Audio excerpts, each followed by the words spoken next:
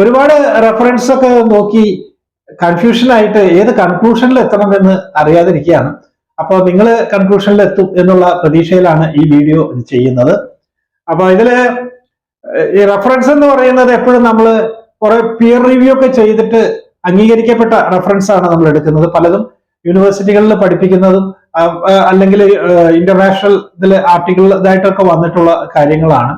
അപ്പൊ അതിനോട് ബന്ധപ്പെട്ടുള്ള കാര്യങ്ങളാണ് പറയുന്നത്. പിന്നെ ലോജിക്കായിട്ടുള്ള കാര്യങ്ങളാണ് കൂടുതലായിട്ട് നമ്മൾ സ്ട്രെസ് ചെയ്തിട്ടുള്ളത്. ഐതിഹ്യപരമായ കാര്യങ്ങളിലേക്ക് വല്ലാതെ പോയിട്ടില്ല. അതേപോലെ ഒരുപാട് ചോദ്യങ്ങൾക്കുള്ള ഉത്തരം ഒരുപക്ഷെ നിങ്ങൾക്ക് ഈ വീഡിയോയിലൂടെ കിട്ടുമായിരിക്കും. കാരണം ഈഴവരും തീയരും തമ്മിലുള്ള വ്യത്യാസം എന്ത്, അതുപോലെ തന്നെ ഇവരെ എവിടുന്ന് വന്നു, പലരും കാണുന്നത് സിംഹള ഇതെന്നൊക്കെ വന്നതാണ് എന്ന് പറഞ്ഞു. പക്ഷെ അതിന് വിഭിന്നമായിട്ടുള്ള ചില വിവരങ്ങൾ കിട്ടിയിട്ടുണ്ട്, അത് പറയാം. ചേകവൻ എന്ന് പറഞ്ഞു കഴിഞ്ഞാൽ ആരാണ്, തണ്ടാൻ എന്ന് പറഞ്ഞാൽ ആരാണ്, പൊന്നമ്പൻ എന്ന് പറഞ്ഞാൽ ആരാണ്, നായരും തീയരും തമ്മിലുള്ള ചെറിയ അല്ലെങ്കിൽ അവർ തമ്മിലുള്ള സാമ്യവും അവർ തമ്മിലുള്ള വ്യത്യാസവും, അതുപോലെ തന്നെ ഇവര് സബ് കാസ്റ്റിൽ ഫോർവേഡ് എന്ന് മാറിയിട്ട് ഇവര് ഒബിസിയിലേക്ക് വരാനുള്ള കാരണം, അതുപോലെ ഗണികൻ എന്ന് പറഞ്ഞാൽ നമ്മൾ ചില കാര്യങ്ങൾ വിട്ടുപോയിട്ടുണ്ട് ആ വീഡിയോ ചെയ്യുന്ന സമയത്ത്. അങ്ങനെ കണികൻ, പണിക്കർ, കുറുപ്പ് എന്നൊക്കെ പറഞ്ഞ കുറെ വിഭാഗങ്ങളുണ്ട് സബ് കാസ്റ്റ് ആയിട്ട് നായരിൽ. അതൊക്കെ ഈ ഇഴവരിലും കാണുന്നുണ്ട്. അതുപോലെ തീയത്തുള്ളി എന്ന് പറയുന്ന ഒരു വിഭാഗത്തിനെ അമ്പലവാസിയില് പെടുത്തിയിട്ട് ബ്രിട്ടീഷുകാർ പെടുത്താനുള്ള കാരണം എന്താണെന്നുള്ളത് ഈ വീഡിയോയിൽ നിങ്ങൾക്ക് കിട്ടും. മാമന്നാർ എന്ന് പറയുന്ന ഡൈനാസ്റ്റി, അത് സൂര്യ രാജവംശമൊന്നും അല്ല, എത്ര ഡെക്കറേഷൻ വേണ്ട എന്നൊക്കെ പറഞ്ഞ കമന്റുകളൊക്കെ കണ്ടിരുന്നു. ഈ വീഡിയോ കാണുന്നതോടുകൂടി അതിനും ഒരു ഏകദേശം ഒരു തീരുമാനം ഉണ്ടാകുമെന്ന് നമ്മൾ വിചാരിക്കുന്നു. ഇങ്ങനെ കുറെ കാര്യങ്ങൾ ഞാൻ ഇതിൽ ചർച്ച ചെയ്യുന്നുണ്ട്. അപ്പോ വീഡിയോ വലിച്ചു നീട്ടുന്നില്ല. അപ്പൊ നമുക്ക് വീഡിയോയിലേക്ക് പോകാം. അതിനു മുമ്പ് എൻട്രാകൾട്ട് എന്റർടൈൻമെന്റ് ട്രാവൽ കൾച്ചർ എന്ന ഈ ചാനലിലേക്ക് ഏവർക്കും സ്വാഗതം. നമ്മള് വീഡിയോ സ്കിപ്പ് ചെയ്ത് കണ്ടു കഴിഞ്ഞാൽ നിങ്ങൾക്ക് ആ ലോജിക് കണക്ഷൻ കിട്ടില്ല. അപ്പൊ നല്ല തിരക്കുള്ള സമയമാണെന്നുണ്ടെങ്കിൽ എവിടെയാണെങ്കിൽ അവിടെ പൗസ് ചെയ്തിട്ട് പിന്നീട് കേൾക്കാൻ ശ്രമിക്കുക. കാരണം ഒരുപാട് കാര്യങ്ങൾ ഉണ്ട്. പിന്നെ എക്സ്പേർട്ട് ആയിട്ടുള്ള ആളുകൾ, ഹിസ്റ്റോറിക്കൽ ആയിട്ടുള്ള ആളുകൾ, വലിയ അറിവുള്ള ആളുകൾ, അവർക്ക് വേണ്ടിയിട്ടല്ല ഈ വീഡിയോ പലതും ചെയ്യുന്നത്. ഇത് സാധാരണക്കാരായ ആളുകൾക്ക് മനസ്സിലാകാനാണ്. പലപ്പോഴും ജാതികൾ തമ്മിലുള്ള ആ ഒരു എന്താ പറയാ ചില തെറ്റിദ്ധാരണകളൊക്കെ മാറാൻ ഈ വീഡിയോ ഒക്കെ ഉപകാരപ്പെടട്ടെ എന്നാണ് വിചാരിക്കുന്നത്. ഒരു ജാതിയും വലിയ ശ്രേഷ്ഠതയോ അല്ലെങ്കിൽ താഴെയുള്ള ജാതിയായിട്ട് ഞാൻ കണക്കാക്കുന്നില്ല. അപ്പൊ actually caste system is the product of capitalism. അതാണ് ഞാൻ വിശ്വസിക്കുന്നത്. പഴയ കാലത്തെ ക്യാപിറ്റലിസം മോഡേണിൽ വന്നതാണ്, പക്ഷെ അതിന്റെ ചിന്തകൾ പണ്ടും ഉണ്ടായിരുന്നു. അതേപോലെ തന്നെ ക്യാപിറ്റലിസത്തിൽ കൂടെ ആണല്ലോ ഈ ഒപ്രഷൻ സപ്രഷൻ ഒക്കെ വന്നത്. അതുപോലെ സോഷ്യലിസം ഉള്ള മതങ്ങളൊക്കെ അവരെല്ലാം ഐക്യം കാണാറുണ്ട്. സോഷ്യലിസം ഇല്ലാത്ത മതങ്ങളിലാണ് പലപ്പോഴും ഭിന്നാഭിപ്രായങ്ങളും അവിടെ ചൂഷണങ്ങൾ ഉണ്ടാവുന്നതൊക്കെ സംഭവിക്കുന്നത്.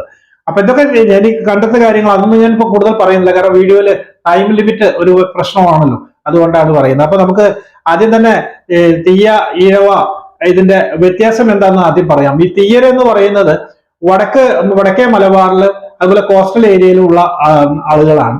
അതേ സമയത്ത് തെക്കേ മലബാറിലും പാലക്കാട് ഭാഗത്തും കാണുന്നവരാണ് ഈഴവര് എന്ന് പറയുന്നത്. അടിസ്ഥാനപരമായിട്ട് ഇവര് തമ്മിൽ നല്ല വ്യത്യാസമുണ്ട്.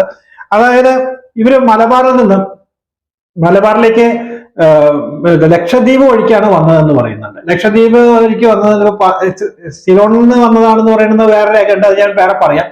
എവിടുന്നാണ് വന്നതെന്ന് പറയുന്നില്ല, ലക്ഷദ്വീപ് വഴിക്കാണ് വന്നത്. ഈ ലക്ഷദ്വീപ് എന്ന് പറയുന്നത് ചിറക്കൽ രാജാവിന്റെ നിയന്ത്രണത്തിലുള്ള പ്രദേശമായിരുന്നു. അവിടെ ആയിട്ട് അവർക്ക് ട്രേഡ് ഉണ്ടായിരുന്നു. അങ്ങനെ ഇവരിൽ കുറച്ചു പേര് ഇവിടെ തങ്ങിയതാണെന്ന് പറയുന്നുണ്ട്.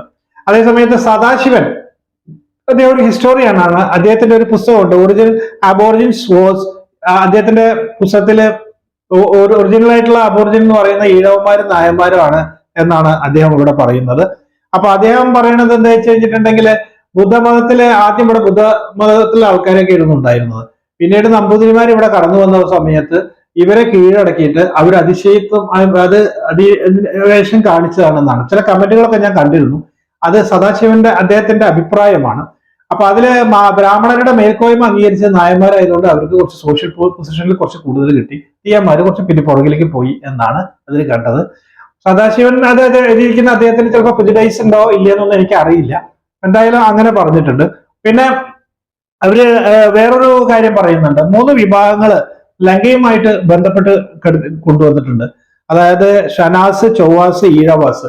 തീയരുടെ കാര്യം ആണ് ഏറ്റവും രസകരം എന്ന് പറയുന്നത്.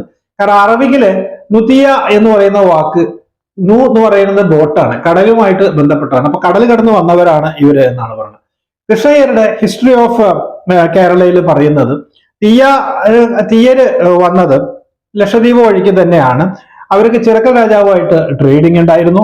അതുപോലെ തന്നെ അവരിലെ ഒരു വിഭാഗം, അതായത് ഷനാസ്, തീയന്മാര് മലബാറിലും അതുപോലെ ഈ ഷനാസ് എന്ന് പറയുന്ന വിഭാഗം ട്രാവൻകൂറിലേക്കും കുടിയേറി പാർത്തു. അപ്പൊ ഷനാസ് അവിടെ ഈഴവരായിട്ട് മാറി എന്നാണ് അദ്ദേഹത്തിന്റെ ഇതിൽ പറയുന്നത്. അതുപോലെ തന്നെ ഒരു തണ്ടാൻ വിഭാഗം പറയുന്ന ഒരു വിഭാഗമുണ്ട്. അവരെ ട്രേഡ് നടത്താൻ അവരെ അനുവദിച്ചിരുന്നു. ഇവര് നല്ല ട്രേഡ് നടത്ത കച്ചവടത്തിനും മറ്റു കാര്യങ്ങൾക്കൊക്കെ ആയിരുന്നു. പല കൃഷി തൊഴിലുകളിൽ അവർ ഏർപ്പെട്ടിരുന്നു. കോക്കനട്ട് ട്രീ മാത്രമല്ല, അല്ലെങ്കിൽ ടോഡി കൾട്ടിവേഷൻ, എന്താ പറയാ, കള്ളിയത്ത് മാത്രമല്ല, അവരെല്ലാ മേഖലകളിലും അവരവരുടെ പ്രാഗൽഭ്യം തെളിയിച്ച ആൾക്കാരാണ്. അപ്പൊ അവർക്കൊക്കെ അവിടെ തുടരാൻ സമ്മതിച്ചു എന്ന് പറയുന്നത്. ഇനി എൽ അനന്തകൃഷ്ണ അയ്യരുടെ വളരെ രസകരമായ ഒരു കാര്യം പറയുന്നുണ്ട്. ഈ കാര്യം പറയുമ്പോൾ നമ്മൾ മന്നനാർ ഡൈനാസ്റ്റിയെ കുറിച്ചിട്ട് ഒരു കമന്റ് കണ്ടിരുന്നു, വല്ലാതെ ഡൈനാസ്റ്റി വല്ലാതെ ഡെക്കറേഷൻ ഒന്നും വേണ്ട എന്നൊക്കെ പറഞ്ഞിട്ട്, കാരണം അവര് രാജവംശമൊന്നും അല്ല എന്ന് പറഞ്ഞു. അദ്ദേഹത്തിന്റെ കണ്ടെത്തലനുസരിച്ചിട്ട് അദ്ദേഹം പറയുന്നത് നമ്പൂതിരിയിൽ നിന്ന് ഭ്രഷ്ടാക്കിയതോ അതല്ലെങ്കിൽ ചിറക്കൽ രാജകുടുംബത്തിലെ രാജകുടുംബാംഗത്തെ പുറത്താക്കിയപ്പോഴോ അവരെ വേറെ കല്യാണം കഴിച്ച് അതിലുണ്ടായ മക്കളാണ് മന്നാനാർ എന്നാണ് പറയുന്നത്. എന്ന് പറഞ്ഞു കഴിഞ്ഞിട്ടുണ്ടെങ്കിൽ അദ്ദേഹം ആര് കല്യാണം കഴിച്ചു അത് അവിടെ ഒരു ചോദ്യമാണ്. കാരണം ഈഴവനെ കല്യാണം കഴിച്ചോ, തീയനെ കല്യാണം കഴിച്ചോ, അല്ലെങ്കിൽ വേറെ അതിനെ കുറിച്ച് പറയുന്നില്ല. അപ്പൊ അവർക്ക് രാജകുടുംബമായിട്ട് ബന്ധമുണ്ട്. രാജാവ് എന്ന് പറയുന്നത് ഒരു പ്രദേശം ഭരിക്കുന്ന ആൾക്കാരാണ്. അപ്പൊ ആ പ്രദേശം ഭരിക്കുന്ന ആൾക്കാര് കുറച്ച് പ്രദേശം ഇദ്ദേഹത്തിന്റെ കീഴിലും ഉണ്ടായിരുന്നു. അതുകൊണ്ട് ഡൈനാസ്റ്റി, മന്നനാർ ഡൈനാസ്റ്റി എന്ന് തന്നെ ഞാൻ പറയാൻ ഉദ്ദേശിക്കുന്നത്. കാരണം ചരിത്ര രേഖയിൽ അങ്ങനെയാണ് കൊടുത്തിട്ടുള്ളത്. അവർക്കൊരു പ്രദേശം ഉണ്ടായിരുന്നു, അവർ നോക്കിയിരുന്നു. അപ്പൊ ചില നായന്മാരും രാജാവായിട്ട് വരുന്നുണ്ട്. അപ്പൊ രാജാവ് എന്ന് പറയുന്നത് ഭരിക്കുന്ന ഇതിൽ, അതുകൊണ്ടാണ് രാജവംശം എന്ന രീതിയിൽ ഞാൻ ഉപയോഗിച്ചത്. നിങ്ങൾക്ക് മറിച്ച് അഭിപ്രായങ്ങൾ ഉണ്ടാവും. ഓക്കെ, ഇത് എന്റെ ഒരു അഭിപ്രായം പറഞ്ഞു എന്ന് മാത്രമേ ഉള്ളൂ. ഇനി അനന്തകൃഷ്ണ അയ്യരോട് അദ്ദേഹത്തിനോട് തലശ്ശേരിയിലുള്ള മജിസ്ട്രേറ്റ്, അന്നത്തെ കാലത്ത് മജിസ്ട്രേറ്റ് ആയത് എഴുതുന്ന സമയത്ത് മജിസ്ട്രേറ്റ് ആയിട്ടുള്ള കൃഷ്ണൻ പറഞ്ഞു അത്ര ഇവര് 8 വീടുകൾ ഉണ്ടായിരുന്നു. നമ്മൾ 8 വീട്ടിൽ പുള്ളവാർ എന്ന് പറഞ്ഞല്ലേ, അതുപോലെ ഞാൻ എഴുത്തച്ഛന്മാരുടെ ഇതിൽ പറയുമ്പോൾ വിട്ടുപോയ ഒരു കാര്യം ഉണ്ടായിരുന്നു. 8 വീടുകളായിരുന്നു ചമ്പറയിൽ വന്നിട്ട് അവർ ആരും കൂടിയത്. അപ്പൊ ഇതുപോലെ തന്നെ 8 വീട്ടിൽ പിള്ളവാർ എന്ന് പറയുന്നത് പോലെ തന്നെ 8 ഈഴക്കാർ എന്നാണ് അത്ര ഇവരെ അറിയിച്ചിരുന്നത്, അറിയപ്പെട്ടിരുന്നത്. അത് ഏതൊക്കെ സ്ഥലം എന്ന് വെച്ചാൽ ഹെലിക്ക, പുല്ലാനി, വങ്ങേരി, കോഴിക്കാലൻ, പടയങ്ങാടി, മനംകുടി, തേനംകുടി, അതുപോലെ തന്നെ വേലക്കാങ്കുടി, ഈ പറയുന്ന സ്ഥലങ്ങളിലൊക്കെയാണ് ഇവര് ഉണ്ടായിരുന്നതെന്നാണ് ഇവർ പറയുന്നത്. ഈ ടൈറ്റിൽ ആയിട്ട് കൊടുത്തതാണ് അത്ര ഈ ചേകവർ എന്ന് പറയുന്നത്. ചേകവർ എന്ന് പറയുന്ന സോൾജർ ആണ്. വേറെ ഒന്നിലും കണ്ടത് ഈ സോൾജേഴ്സിന്റെ മുഖ്യൻ എന്നും കാണാനുണ്ട് ചേകവർ എന്ന് പറയുന്നത്. നല്ല എല്ലാ പ്രാഗൽഭ്യം ചെയ്യിച്ച സ്കിൽഡ് ആയിട്ടുള്ള നല്ല ഫൈറ്റ് ചെയ്യുന്ന എന്താ പറയാ പാറ്റി തെളിഞ്ഞ ആൾക്കാരായിരിക്കും ചേകവർ എന്ന് പറയുന്നത്. കുറുപ്പ് എന്ന് പറയുന്നത് പ്രീസ്റ്റ് ആയിട്ടാണ് കൊടുത്തിരിക്കുന്നത്. അതേപോലെ തന്നെ പണിക്കർ എന്ന് പറയുന്നത് കളരി അഭ്യാസം ചെയ്യുന്ന ആൾക്കാരൊക്കെ പണിക്കർ. വൈദ്യനുണ്ട്, ജ്യോത്സ്യനുണ്ട്, ആശാൻ, അതായത് ആശാൻ എന്ന് പറയും ടീച്ചേഴ്സ് ആണ് ഇതിലേക്ക് കൊടുത്തിരിക്കുന്നത്. അപ്പൊ പിന്നെ തണ്ടാനുണ്ട്. തണ്ടാൻ എന്ന് പറയുന്നത് ഇവരുടെ ഹെഡ്മാൻ ആണ് എന്ന് പറഞ്ഞാൽ ഇവർ ഏറ്റവും മുഖ്യനായി കണക്കാക്കുന്നത് തണ്ടാനാണ്. അപ്പൊ ഈ തണ്ടാൻ എന്ന് പറയുന്ന വിഭാഗത്തിന് പ്രത്യേകത ഉണ്ടായിരുന്നു. അവർക്ക് നായന്മാരുടെ അതേ പൊസിഷൻ തന്നെയാണ്. അവർ നല്ല നീറ്റായി ഡ്രസ്സൊക്കെ ധരിച്ച് അവർ അരയിൽ എപ്പോഴും ഒരു സ്വർണത്തിന്റെ ഒരു കത്തി ഉണ്ടാവും. അത് പുറത്തേക്ക് കാണാവുന്ന രീതിയിലാണ് വെച്ചിട്ടുണ്ടാവുക. കാരണം എന്താണെന്ന് വെച്ചിട്ടുണ്ടെങ്കിൽ അവരുടെ ആ പൊസിഷൻ കാണിക്കുന്നതിന് വേണ്ടിയിട്ടാണ് അവർ ചെയ്യുന്നത്. ഇവർക്ക് ഒരു കൗൺസിൽ ഉണ്ടായിരുന്നു. അവിടെ തീരുമാനങ്ങളൊക്കെ എടുക്കാനുള്ള കൗൺസിൽ ഉണ്ടായിരുന്നു. 31 പേര് അംഗങ്ങളോ അല്ലെങ്കിൽ 61 പേര്, ഇതായിരുന്നു കൗൺസിലിൽ ഉണ്ടായിരുന്ന അംഗങ്ങൾ. അവരാണ് തീരുമാനിക്കുക. ഇവര് മരുമക്കത്തായമാണ് സ്വീകരിച്ചിരുന്നത് നായന്മാരെ പോലെ. അതേസമയം ഈഴവര് മക്കത്തായമാണ് സ്വീകരിച്ചിരുന്നത്. അതേപോലെ തന്നെ ഈഴവരെ എന്താണ് ഇവര് കണക്കാക്കാത്ത, അല്ലെങ്കിൽ വിവാഹ ബന്ധങ്ങൾ ഏർപ്പെടാതിരുന്നതിന്റെ കാരണം വെച്ചാൽ അവർ മിക്സഡ് ആയിട്ടാണ് ഇവർ കണക്കാക്കുന്നത്. ഇവർ പ്യുവർ ബ്ലഡ് ആയിട്ട് കണക്കാക്കിയിരുന്നില്ല എന്നാണ് ഇവർ പറഞ്ഞത്. അതുകൊണ്ടാണ് കോരപ്പുഴയ്ക്ക് തെക്ക് ഭാഗത്തേക്ക് അവരുടെ സ്ത്രീകളെ കല്യാണം കഴിപ്പിച്ച് അയച്ചിരുന്നില്ല. അതുപോലെ തന്നെ ഒരു സെവറൽ ബ്രദേഴ്സിന് ഒരു വൈഫ് എന്ന് പറയാനുള്ള കാരണം ഈയരുടെ ഇതില് സ്ത്രീകൾ കുറവായിരുന്നു. അപ്പൊ സ്ത്രീകളുടെ എണ്ണം കുറവുള്ളത് കൊണ്ടായിരുന്നു അത്ര അവര് ഇങ്ങനെ ഒരു മാർഗം സ്വീകരിച്ചത്. ഇനി വേറെ രസകരമായ ഒരു കാര്യം, സ്ത്രീധനം അങ്ങോട്ട് കൊടുക്കുകയല്ല ചെയ്യുന്നത്. കല്യാണം കഴിക്കുന്ന ഇങ്ങോട്ട് തരണം, പണം ഇങ്ങോട്ട് തന്നിട്ടാണ് ഇവര് കല്യാണം കഴിക്കുന്നത് എന്നാണ് പറയുന്നത്. 6-ാം നൂറ്റാണ്ടിലോ 7-ാം നൂറ്റാണ്ടിലോ ബുദ്ധമത അനുയായികള് ഇവിടെ ധർമ്മടത്ത് വന്നു എന്നാണ് പറയുന്നത്. അവിടെ ഒരു മൊണാസ്ട്രി അവര് സ്ഥാപിക്കുകയുണ്ടായി. അതുപോലെ തന്നെ തലശ്ശേരിയില് ഇവര് വന്നതിനെ കുറിച്ച് ചരിത്രം പറയുന്നുണ്ട്. അതായത് ശൃംഖല, ഇവിടെയാണ് ശൃംഖല എന്ന് പറയുന്നതിന്റെ കാരണം. ശ്രീലങ്കയിൽ നിന്ന് ഒരു അവിടുത്തെ രാജാവ് അദ്ദേഹത്തിന്റെ സഹോദരൻ ഈ രാജാവിനെ അബ്ഡിക്കേറ്റ്, അതായത് സ്ഥാനഭ്രഷ്ടം നടത്തിയപ്പോ അദ്ദേഹത്തിന് അവിടുന്ന് നിക്കക്കള്ളി ഇല്ലാതെ അവര് ഇവിടെ വന്നു. മലബാറിലേക്ക് വന്നപ്പോൾ തലശ്ശേരിയില് ചരക്കൽ രാജ അദ്ദേഹത്തിന് അഭയം കൊടുത്തു. അപ്പൊ ആ സ്ഥലത്ത് അവർ താമസിച്ചു. അവിടെ ഹെഡ് ആയിട്ടുള്ളത് അതാണ് തല എന്ന് പറയുന്നത്. അതിന് ചുറ്റുവട്ടത്തും മറ്റവരും താമസിച്ചു. അപ്പൊ അത് ചേരി എന്ന് പറയുന്നത്. അപ്പൊ അതാണ് തലശ്ശേരി എന്നുള്ള പേര് അവർ കിട്ടി. പിന്നെ കുറച്ചു കാലം കഴിഞ്ഞപ്പോൾ അവര് തിരിച്ചുപോയി. അതിൽ കുറച്ചു പേര് അവിടെ ഉണ്ടായി. അവിടുത്തെ താമസിച്ചു. അവരാണ് പിന്നെ തീയർ എന്ന് പറയുന്ന വേറൊരു പറയുന്നുണ്ട്. അതായത് ദ്വീപ് എന്ന് വന്നവരെ ദീപർ, തീയർ എന്നൊക്കെ ഉപയോഗിച്ചത് കാണാനുണ്ട്. ഇനി ഇവർ തമ്മിൽ ഐക്യം, അതായത് നായന്മാരും തീയന്മാരും തമ്മിൽ ഒരു ഐക്യം ഉണ്ടായിരുന്നില്ല. ഇവർക്ക് പരസ്പരം തൊടുകയൊക്കെ ചെയ്യാം, ഒരു കുഴപ്പമില്ല. ഇവർ പരസ്പരം ബഹുമാനിച്ചിരുന്നു. അതായത് ഒരു തീയ സ്ത്രീ നായർ സ്ത്രീനെ കാണുകയാണെങ്കിൽ തമ്പുരാട്ടി എന്നാണ് വിളിക്കുക. നായർ സ്ത്രീ തിരിച്ച് തീയ സ്ത്രീനെ വിളിക്കുന്നത് അമ്മലക്കൻ എന്നാണ് വിളിച്ചിരുന്നത്. അപ്പൊ അതുകൊണ്ട് ഇവരെ അമ്മലക്ക എത്രയും അഭിസംബോധന ചെയ്ത് പരസ്പരം അത്രമാത്രം ബഹുമാനിച്ചിരുന്നു. ഇവർക്ക് സോഷ്യൽ ക്ലാസ് ഉയർന്ന ക്ലാസ് തന്നെയാണ് ഇവർക്ക് ഉണ്ടായിരുന്നത്. ഈക്വാളിറ്റി ഉണ്ടായിരുന്നു എന്നാണ് പറയുന്നത്. ഇനി നമുക്ക് വേറെയും കുറെ ഇത് വന്നിട്ടുണ്ട്. റെഫറൻസിൽ കണ്ടിട്ടുള്ള കുറച്ച് കാര്യമുണ്ട്. കാരണം പഴയ കാലത്ത് ഈ തീയന്മാരെ മൊത്തം ചേകവന്മാര് എന്ന പേരിൽ അത്ര അറിയപ്പെട്ടിരുന്നത്. അതായത് 2020 പ്രസിദ്ധീകരിച്ച ജെയിംസ് ജോൺസന്റെ the Portuguese and socio cultural changes in Kerala, ഇതിനെ കുറിച്ച് പറയുന്നത് ഇവര് യുദ്ധ പാരമ്പര്യമുള്ള വീര യോദ്ധാക്കളാണ് ഈ ചേകവന്മാര് അല്ലെങ്കിൽ തീയര് എന്ന് പറയുന്നു. അപ്പൊ അതുകൊണ്ട് അവരുടെ ആ കഴിവ് കണ്ടിട്ടാണ് അത്ര പോർച്ചുഗീസുകാർ അല്ലെങ്കിൽ ബ്രിട്ടീഷുകാരൊക്കെ ഇവരെ കൂലിപ്പടയാളികളായിട്ട് എടുത്തിരുന്നത്. അതേസമയം നായന്മാരെ ബ്രിട്ടീഷുകാർ എടുത്തിരുന്നില്ല. അപ്പൊ കൂലിപ്പടയാളികളായിട്ട് ഇവർക്ക് വേണ്ടിയിട്ട് ഒരു റെജിമെന്റ് തന്നെ ഉണ്ടായിരുന്നു. തീയ റെജിമെന്റ് എന്നാണ് ഇവരെ വിളിച്ചിരുന്നത്. അതുപോലെ 2006 പ്രസിദ്ധീകരിച്ച ഒരു പുസ്തകമുണ്ട്, global encyclopaedia of South India തെളിച്ച് എത്നോഗ്രാഫി. ഇത് എഴുതിയത് നാഗേന്ദ്ര KR സിംഗ് ആണ്. ഇതിലാണ് അദ്ദേഹം പറയണത് തീയ, നായർ, ഷെട്ടി എന്നീ സമൂഹങ്ങൾ മധ്യേഷ്യയിലെ യുറേഷ്യയിൽ നിന്ന് അവിടേക്കുള്ള ജനിതകം കൂടുതലുള്ള വിഭാഗമാണ് എന്നാണ്. ഇനിയാണ് ഞാൻ പറയാൻ പോകുന്നത്. കാരണം സിംഹളന്മാരെടുത്ത് പറഞ്ഞു, നമ്മൾ പറഞ്ഞു നമ്പൂരിമാര് മറ്റുള്ള കാര്യങ്ങളൊക്കെ പറഞ്ഞു. ഇവരൊരു പക്ഷെ ആര്യന്മാരുടെ മുമ്പ് വന്നതാണോ ആര്യന്മാരാണോ എന്നതിന്റെ കാര്യത്തിലാണ് ഈ ജനറ്റിക് സ്റ്റഡി നടത്തിയത്. അതായത് ഹിന്ദു പത്രത്തിൽ വന്ന ഒരു ആർട്ടിക്കിളാണ് genetic ancestries of south west coast various class trees എന്ന് പറഞ്ഞിട്ട് ഗീതാനന്ദ് എഴുതിയിരുന്നു. അദ്ദേഹത്തിന്റെ കണക്ക് പ്രകാരം ഇവര് വടക്ക് പടിഞ്ഞാറ് ഭാഗത്ത് നിന്ന് വന്ന ഇന്തോ സ്കിത്തിയൻ ക്ലാൻ മൈഗ്രൻസ് ആണ് എന്നാണ് പറയുന്നത്. അതായത് വടക്ക് പടിഞ്ഞാറ് ഭാഗത്തു നിന്നാണല്ലോ ആര്യന്മാരും വന്നത്. അപ്പൊ അവരായിട്ട് അങ്ങനെ വന്ന കൂടിയ ആൾക്കാരാണ് എന്ന് പറയുന്നു. ഇനി നമുക്ക് ഡോക്ടർ ശ്യാമളന്റെ കാര്യം പറയാം. ശ്യാമളനെ കുറിച്ച് എല്ലാവർക്കും വളരെ ഫേമസ് ആണ്. കാരണം US അദ്ദേഹം ഫിലാഡൽഫിയയിലെ ഒരു മലയാളി ഡോക്ടറാണ്. അദ്ദേഹം പറയുന്നത് ഈ കിർഗിസ്ഥാനിലുള്ള DNA-യും തീയരുടെ DNA-യും കൂടി നല്ല സാമ്യമുണ്ട്. അതിന്റെ തെളിവുകൾ അദ്ദേഹം പറയുന്നുണ്ട്. അദ്ദേഹം ഇന്ത്യൻ എക്സ്പ്രസിൽ ഒരു അഭിമുഖം കൊടുത്തിരുന്നു. അപ്പൊ അദ്ദേഹം നെല്ലിയാട്ട് ഫാമിലിയാണ്, കണ്ണൂരിലെ നെല്ലിയാട്ട് ഫാമിലി പെട്ട അദ്ദേഹം പറയുന്നത് ഇവർക്ക് സ്വന്തമായിട്ട് ഒരുപാട് ക്ഷേത്രങ്ങൾ ഉണ്ടായിരുന്നു. അതുപോലെ ആ ക്ഷേത്രങ്ങളെയൊക്കെ കാവുകൾ എന്നാണ് വിളിച്ചിരുന്നത്. അവർക്ക് സ്വന്തമായിട്ട് പ്രീസ്റ്റ് ഉണ്ടായിരുന്നു, അതായത് ഇതിന്റെ പൂജാരിമാരൊക്കെ ഉണ്ടായിരുന്നു. അതേപോലെ തന്നെ പലതരത്തിലുള്ള ആർട്ട് ഫോമൊക്കെ അവരൊരു പ്രത്യേകമായിട്ടുള്ള ഇപ്പൊ നായന്മാര് അല്ലെങ്കിൽ ഇവരൊക്കെ ചെയ്യുന്ന പോലെ തന്നെ ഒരു വിഭാഗമായിട്ടാണ് ഇവർ നിന്നിരുന്നത്. അതുകൊണ്ട് അവര് താഴ്ന്ന ക്ലാസ്സൊന്നും അല്ല, ഉയർന്ന ക്ലാസ് ആണ് എന്നുള്ള രീതിയിലാണ് അദ്ദേഹം അഭിമുഖത്തിൽ പറയുന്നത്. പിന്നെ നേരത്തെ ഞാൻ പറഞ്ഞ പോലെ മന്നനാട് ഡൈനാസ്റ്റിയുടെ കാര്യം ഞാൻ പറഞ്ഞു കഴിഞ്ഞു. ഇനി വേറൊരു സീനിയർ ജേർണലിസ്റ്റ് ആയിട്ടുള്ള സയ്യിദ് അക്ബർ, അദ്ദേഹം ഡെക്കാൻ ക്രോണിക്കിളിലും അതുപോലെ തന്നെ ടൈംസ് ഓഫ് ഇന്ത്യയിലും ഒക്കെ സീനിയർ ജേർണലിസ്റ്റ് ആയിരുന്നു. അദ്ദേഹം ഒരു ജനറ്റിക് സ്റ്റഡി നടത്തിയതിന്റെ അതിനോട് ബേസ് ചെയ്തിട്ടുള്ള ഒരു ആർട്ടിക്കിൾ അദ്ദേഹം പറഞ്ഞു. അദ്ദേഹം പറയുന്നത് ഈ തീയരും നായരും കോമൺ ഒറിജിൻ ആണ് എന്നാണ് പറയുന്നത്.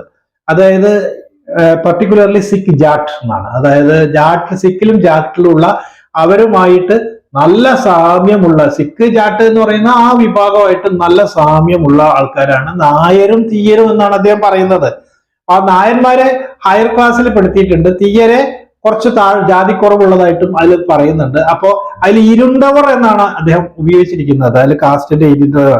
അപ്പൊ അതില് അദ്ദേഹം പറയുന്നത് വേദിക് ബ്രാഹ്മിൻസ് വരുന്നതിന് മുമ്പ് ഇവരിവിടെ വന്നിട്ടുണ്ട് എന്നാണ് പറയുന്നത്. ഇതിൽ അദ്ദേഹം 2 റിപ്പോർട്ടുകളാണ് എടുത്തിരിക്കുന്നത്. അതായത് CCMB ആൻഡ് CDFD. അതായത് CCMB എന്ന് പറയുന്ന ഇതാണ് ഹൈദരാബാദിലുള്ള centre for cellular and molecular society, അതുപോലെ തന്നെ centre for DNA finger print and diagnostics എന്ന് പറയുന്ന രണ്ടിന്റെ പഠന റിപ്പോർട്ട് പ്രകാരമാണ് അദ്ദേഹം ഇങ്ങനെ പറയുന്നത്. ഇനി പൊതുവായിട്ട് നമ്മളൊക്കെ വിശ്വസിച്ചുകൊണ്ടിരിക്കുന്ന റിപ്പോർട്ട് അത് എഡ്ഗർ തേഴ്സ്റ്റന്റെ ആണ്, caste and tribes of Southern India. പലപ്പോഴും യൂണിവേഴ്സിറ്റികളിലൊക്കെ എല്ലായിടത്തും പഠിപ്പിക്കുന്ന ഇതാണ്. അതിൽ പറയുന്നത് ഇങ്ങനെയാണ്: സീലോണില് നിന്ന് ചേര പെരുമാക്കന്മാര് ഇവിടെ കൊണ്ടുവന്നതാണ്, അതായത് കരകൗശല പണിക്ക് വേണ്ടി. ഇങ്ങനെ ഒരു കമന്റ് ഞാൻ അവിടെ കണ്ടിരുന്നു നമ്മുടെ ഒരു വീഡിയോയില്, അങ്ങനെ പറയുന്നുണ്ട്.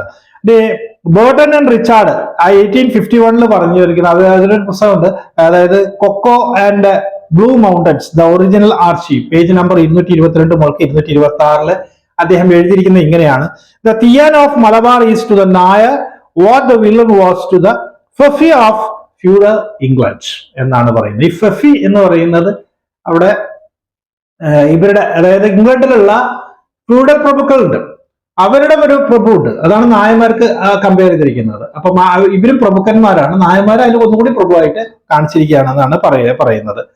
പിന്നെ ഇവരെ ശൂദ്രരിലാണ് പെടുത്തിയിരിക്കുന്നത് എന്നാണ് പറയുന്നത്. നായന്മാര് ശൂദ്രരിലാണെങ്കിൽ അവർ ഈക്വലാണ് അതിന്റെ ഉള്ളില്. പക്ഷെ ഇവര് രണ്ടിലും പെടില്ല എന്നുള്ള ഒരു അഭിപ്രായത്തിൽ എനിക്ക് ഒരു അഭിപ്രായമുണ്ട്. അതിനൊക്കെ കുറച്ച് കാര്യങ്ങൾ ഞാൻ പറഞ്ഞിരുന്നു. ഇനി അതിന്റെ കുറച്ച് തെളിവുകൾ വന്നു കഴിഞ്ഞാൽ ഞാൻ വേറൊരു വീഡിയോ അത് ചെയ്യുന്നുണ്ട്. പിന്നെ അതിനുവേണ്ടി വെയിറ്റ് ചെയ്യാണ്, ഇതിൽ കെട്ടട്ടെ. പിന്നെ അതുപോലെ പി രാധാകൃഷ്ണൻ പറയുന്നത് അദ്ദേഹത്തിന്റെ peasant struggles land reforms and social ചേഞ്ചില് പറയുന്നത് പേജ് നമ്പർ 32 ഇവരുടെ ജോലി കളരി, കൃഷി എന്നിവയൊക്കെയാണെന്നാണ് പറഞ്ഞത്. നേരത്തെ പറഞ്ഞല്ലേ ഈ ട്രീ ക്ലൈമ്പിംഗ് മാത്രമല്ല, എല്ലാ ജോലികളും ഇവർ ചെയ്തിരുന്നു എന്നാണ്. ഇവർ അടിസ്ഥാന വർഗം എന്ന് പറയാൻ പറ്റില്ല, കാരണം പക്ഷെ ഇവരുടെ ഇതിൽ പ്ലാന്റേഴ്സ് ആണല്ലോ, പ്ലാന്റേഴ്സ് ഉണ്ടാവണമല്ലോ അവർ ഏതൊരു സമൂഹത്തിലും, അങ്ങനെയാണ് പെടുത്തിയിരിക്കുന്നത്.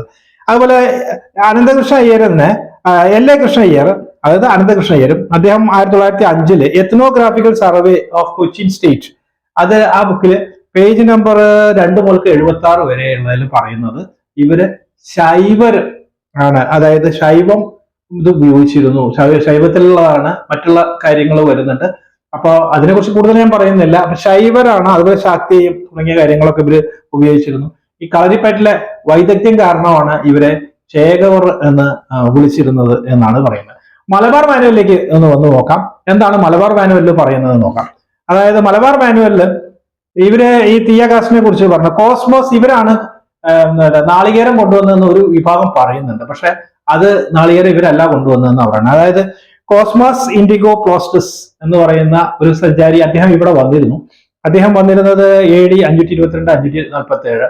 അതിന് മുമ്പ് തന്നെ ഇവിടുത്തെ നമ്പൂരിമാരും ബ്രാഹ്മണന്മാരും ഒക്കെ ഈ തേങ്ങ നാളികേരം ഉപയോഗിച്ചിരുന്നു.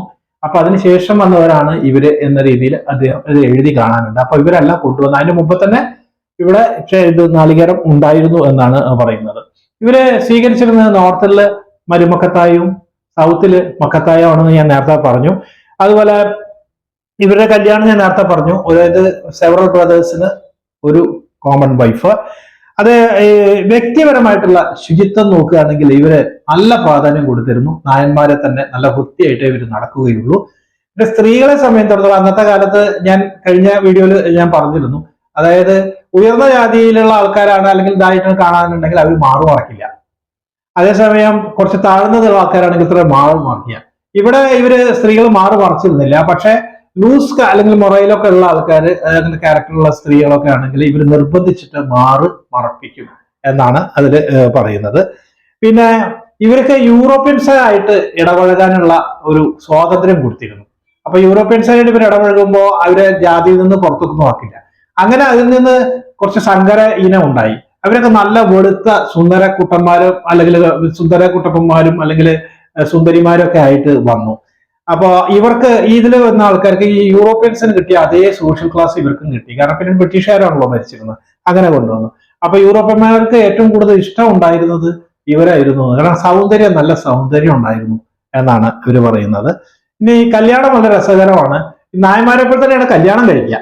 ആ കല്യാണം കഴിക്കുന്ന സമയത്ത് ഈ ആദ്യം പ്യൂബർട്ടി എത്തുന്നതിന് മുമ്പ്, പ്രായപൂർത്തി എത്തുന്നതിന് മുമ്പ് പെണ്ണിനെ താലി കെട്ടും. പക്ഷെ താലി കെട്ടിക്കഴിഞ്ഞാൽ പിന്നീട് നായന്മാരിലാണെന്നുണ്ടെങ്കിൽ അവര് വേറൊരാളാണ് പിന്നീട് ഈ അതായത് പ്രായപൂർത്തി എത്തിക്കഴിഞ്ഞാൽ വധുവിന്റെ എല്ലാവരുടെയും സമ്മതപ്രകാരമുള്ള ഇഷ്ടമുള്ള ഒരാളെന്ന് വെക്കുക. ഇവിടെ അങ്ങനെയല്ല, ഇദ്ദേഹം തന്നെയാണ് കെട്ടുന്നത്. പക്ഷെ ഒരു കാര്യം മാത്രമേ ഉള്ളൂ, ഇദ്ദേഹത്തിന് വേണമെങ്കിൽ ഉപേക്ഷിക്കാം, പക്ഷെ അതിന് പകരം വേറൊരാളെ അദ്ദേഹം കൊണ്ടുവരണം. അതാണ് അതിന്റെ ഒരു കണക്ക്. അപ്പോ വധുവിന്റെ വീട്ടിൽ നിന്ന് വരന്റെ വീട്ടിൽ നിന്ന് രണ്ട് റിലേറ്റീവ്സ് ഉണ്ടാവും. ഒരു തണ്ടാൻ വരും. തണ്ടാൻ എന്ന് പറയുന്നത് മുഖ്യനാണ്. അതുപോലെ തന്നെ വധുവിന്റെ വീട്ടിൽ നിന്നും ഇതേപോലെ രണ്ട് റിലേറ്റീവ്സ്, ഒരു തണ്ടാൻ. ഇവരെ ഇരുന്ന് ബാർഗെയിൻ ചെയ്യും. ഞാൻ പറഞ്ഞല്ലോ, സ്ത്രീകൾക്ക് പൈസ ഇങ്ങോട്ട് കൊടുത്തിട്ടാണ് കല്യാണം കഴിക്കുന്നത്. അപ്പൊ അവര് പറയും 4 പണം. അന്നത്തെ കാലത്ത് അദ്ദേഹം എഴുതിയിരിക്കുന്നതാണ്. ഈ ഭക്ഷണം കഴിക്കുന്നതിന്റെ ചെലവായിട്ട് 4 പണം. അതുപോലെ 5.5 പണം ഇതായിട്ട് പെണ്ണിന്റെ വിലയായിട്ട്, പിന്നെ അതുപോലെ കാണം എന്നാണ് അവർ ഉപയോഗിക്കുന്നത്. അതുപോലെ തന്നെ ഈ 2 പീസസ് ഓഫ് ക്ലോത്ത് എന്നാണ്, 2 ക്ലോത്ത്, മുഴാണോ ഇതൊന്നും കൃത്യമായിട്ട് എനിക്കറിയില്ല, അത് നൽകാമെന്ന് പറഞ്ഞിട്ട് ഒരു കരാറ് അവർ ഒപ്പിക്കും. എന്നിട്ട് അവര് അത് കഴിഞ്ഞിട്ട് ബാർഗൈൻ കഴിഞ്ഞതിന് ശേഷം പിന്നെ അവർ പറയും എത്ര ആളാണ് ഞങ്ങൾ വരുന്നത് കല്യാണത്തിന് എന്നുള്ള കാര്യങ്ങൾ അയാൾ പറയും. ഇത് പറഞ്ഞതിന് കഴിഞ്ഞ ശേഷം ഇവര് അടുത്തതായിട്ട് ചെയ്യുന്നത് ഈ എന്താ പറയാ പറഞ്ഞുറപ്പിച്ച പോലെ ഇവര് വധുവിന്റെ വീട്ടുകാര് അല്ലെങ്കിൽ വധുവിന്റെ തണ്ടാൻ പറയും. അതായത് ഇങ്ങനെയാണ് പറയുന്നത്, ഇതിന് പകരമായിട്ട്, അതായത് അമ്മാവിന്റെ മകന് വേണ്ടിയിട്ട് പറഞ്ഞുറപ്പിച്ച മാതിരി 10.5 രൂപ പണമായും 6 എന്താണ് മുണ്ടാണെന്ന് അറിയില്ല അളവ് തുണിയും 2 പണവും ഒപ്പം പെണ്ണിനെയും നിങ്ങൾക്ക് തന്നുകൊള്ളാം. കരാറ് കഴിഞ്ഞു. ഇനി കല്യാണത്തിന്റെ ദിവസം, കല്യാണത്തിന് മുമ്പ് ഇവർ ക്ഷണിക്കുന്ന രീതി വളരെ രസകരമാണ്. അതായത് ഒരു 5 പെണ്ണുങ്ങൾ സ്ത്രീകളും അതുപോലെ തന്നെ വളരെ വേണ്ടപ്പെട്ട ബന്ധുക്കളായിരിക്കും. വരനും കൂടി നല്ല വേഷമൊക്കെ ധരിച്ച് നന്നായിട്ട് ഒരു വീടുകളിൽ പോകും, ബന്ധുമിത്രാദികളുടെ വീടുകൾ. അപ്പൊ ഏതൊക്കെ വീട്ടിൽ പോയിട്ട് ഇവർ ഭക്ഷണം വല്ലതും കഴിക്കുന്നോ ആ വീട്ടിൽ ഭക്ഷണം കഴിച്ചു കഴിഞ്ഞാൽ അവരെ ക്ഷണിച്ചതായി കണക്കാക്കണം. ഭക്ഷണം കഴിക്കാതെയാണ് മടങ്ങുന്നതെങ്കിൽ അവരെ ക്ഷണിച്ചതായിട്ട് കണക്കാക്കുകയില്ല. ഇനി കല്യാണത്തിന്റെ ദിവസം വരുന്നതും അത് അതിലേറെ രസമാണ്. അതായത് വരന്റെ അതേ വേഷം ധരിച്ചിട്ടുള്ള വേറെ 2 ചെറുപ്പക്കാർ കൂടി ഉണ്ടാവും. ഇങ്ങനെ 3 പേര് വിട്ടാണ് വരിക. ഇവര് വരുന്ന സമയത്ത് വധു ഇവിടെ വന്നിട്ട്, അതായത് വരന്റെ പെങ്ങളാണ് ഇതില് മെയിൻ റോള് വഹിക്കുന്നത്. അപ്പൊ വധുവിനെ കൊണ്ടുവന്നിരുത്തുന്നത് വരന്റെ പെങ്ങളാണ്. അവിടെ കൊണ്ടുവന്നിരുത്തുന്ന സമയത്ത് പുറകിലാണ്, വരന്റെ പുറകിലായിരിക്കും ഇരുത്തുന്നത്. അപ്പൊ അത് കഴിഞ്ഞിട്ട് ഇവര് അരിയൊക്കെ ഇടും. എന്നിട്ട് താലി കെട്ടുന്നത് ഇത് ഒപ്പം ഇരുത്തി പിന്നെ താലി കെട്ടുന്നത് വരന്റെ പെങ്ങളായിരിക്കും. അപ്പൊ മറ്റു മിത്രാദികളോ അല്ലെങ്കിൽ അവരുടെ സ്ത്രീകളൊക്കെ പുറകിൽ നിൽക്കുന്നുണ്ടാവും. ഇതിൽ വധുവിന്റെ അമ്മ നല്ല ചുവന്ന വേഷമൊക്കെ ധരിച്ച്, ചുവന്ന ഒരു ഷോൾഡറൊക്കെ മുറിച്ച് നല്ലൊരു അട്രാക്റ്റീവ് ആയിട്ട് അത്ര അവര് നിൽക്കുക. അങ്ങനെ അവരെല്ലാവരും അനുഗ്രഹിച്ചു കഴിഞ്ഞു കഴിഞ്ഞാൽ കല്യാണം കഴിഞ്ഞു. അതായത് ഒരു മുഹൂർത്തം പറഞ്ഞിട്ടുണ്ടാവും, ഒരു കണിയാറ് ഒരു മുഹൂർത്തം പറഞ്ഞിട്ടുണ്ടാവും. ആ മുഹൂർത്തത്തിനാണ് ഇത് കല്യാണം കഴിക്കുന്നത്.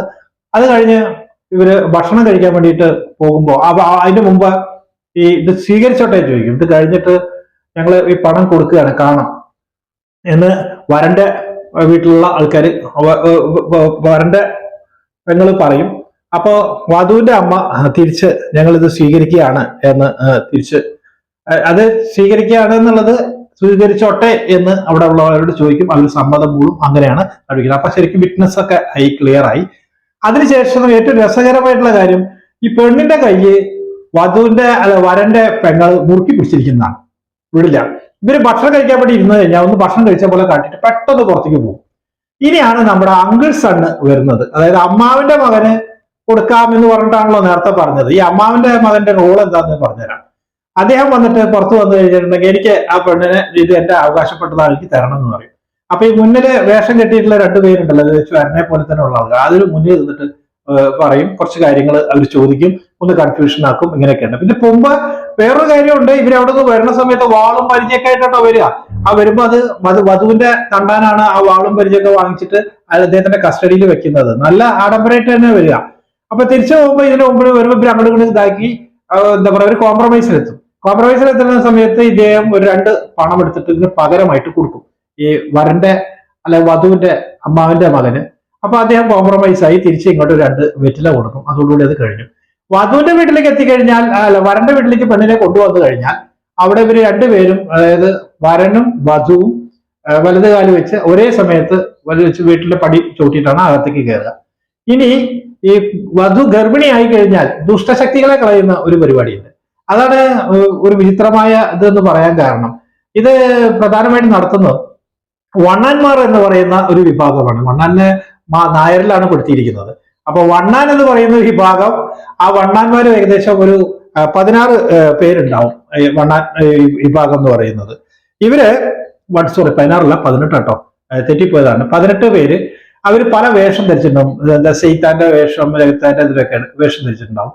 പിന്നെ അരി, അതുപോലെ കരിപ്പൊടി, അതുപോലെ മഞ്ഞളൊക്കെ കൂട്ടിയിട്ട് ചാമൂട്ടിയിട്ട് ഒരു ഭീകര രൂപമൊക്കെ ഉണ്ടാക്കി വെച്ചിട്ടുണ്ടാവും. ഇതിന്റെ മുകളിൽ ഇവര് അങ്ങോട്ട് രാത്രിക്ക് അത് ഭയങ്കരമായിട്ട് ഇങ്ങോട്ട് തുള്ളാൻ തുടങ്ങും. ഇന്നും ചിലപ്പോഴൊക്കെ ഈ ആചാരങ്ങളൊക്കെ അവിടെയൊക്കെ ഉണ്ടെന്നാണ് പറയുന്നത്. അങ്ങനെ ഇത് മൂർധന്യത്തിലെത്തുക, ശബ്ദവും കോലാഹലവും. അപ്പൊ ഇത് കലി അടങ്ങാൻ വേണ്ടിയിട്ട് കോഴീനെ കെട്ടുകൊടുക്കും. അപ്പൊ ഇവര് കോഴീനൊക്കെ കടിച്ചു കീറും. എന്താ പറയാ, ഈ ചാത്താൻ അല്ലെങ്കിൽ പറയില്ല സെയ്ത്താനൊക്കെ ചെയ്യുന്ന പോലെ കടിച്ചു കീറുക സമാധാനപ്പെടുത്താൻ വേണ്ടിയിട്ട്. അപ്പൊ യുവക്കന്മാര് പറഞ്ഞിരിക്കുന്നത് ഇതേപോലെ ഈ കർമ്മങ്ങൾ അല്ലെങ്കിൽ ഈ ആഘോഷമൊക്കെ കാരണം രാത്രി കിടന്ന് ഉറങ്ങാനേ പറ്റുന്നതാണില്ല. കാരണം അവര് ചുറ്റുവട്ടാണല്ലോ ഇവർ താമസിച്ചിരുന്നത്. അതിൽ പറഞ്ഞു ഈഴവരുടെ കല്യാണത്തിനാണെന്നുണ്ടെങ്കിൽ പ്രത്യേകത എന്താ വെച്ച് കഴിഞ്ഞാൽ വരൻ അങ്ങോട്ട് പോവില്ല. വധു പോയിട്ട്, വരന്റെ പെങ്ങള് പോയിട്ടാണ് വധുവിനെ കൂട്ടിക്കൊണ്ടുവരുന്നത്. അവിടെ പോകുന്ന സമയത്ത് അദ്ദേഹം എഴുതിയിരിക്കുന്നത് വില്യം ലോഗൻ കണ്ട കാര്യം, ഈ വരന്റെ വീട്ടുകാർ അവിടെ ചെല്ലണ സമയത്ത് അവിടെ കുറെ പുല്ല് കൂട്ടി വെച്ചിട്ടുണ്ട്. അത്ര നല്ല ആ പുല്ലില് ഇവര് കുറച്ച് പുല്ലെടുത്തിട്ട് ഇവർ കാലിലെ ചളിയൊക്കെ കളയും. അത് കഴിഞ്ഞതിന് ശേഷം കുറച്ച് പുല്ലൊക്കെ എടുത്തിട്ട് അവിടെ ആ പന്തലിൽ ഇരിക്കാനുള്ള ഒരു സീറ്റ് ഉണ്ടാക്കിയിട്ട് ഇരിക്കും എന്നാണ് അദ്ദേഹം എഴുതി വെച്ചിരിക്കുന്നത്.